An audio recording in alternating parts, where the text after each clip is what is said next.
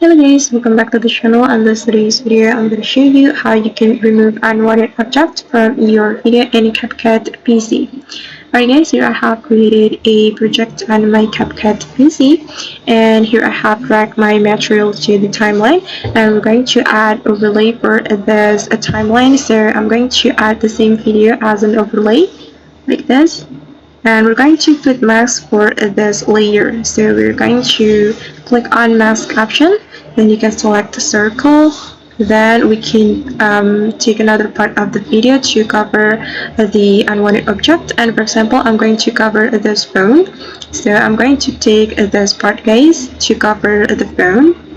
So this is the stop.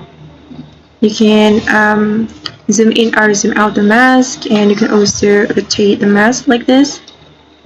And I'm just going to zoom out. I'm going to make it smaller like this. Okay, and after that we can click on basic option right here, guys. Okay, and we're going to drag the mask to cover the unwanted object, and then I'm going to rotate it a little bit. Then I'm going to zoom in like this. Okay, and you can make it as natural as it could be. I'm going to rotate it a little bit. Okay, and just cover the unwanted object.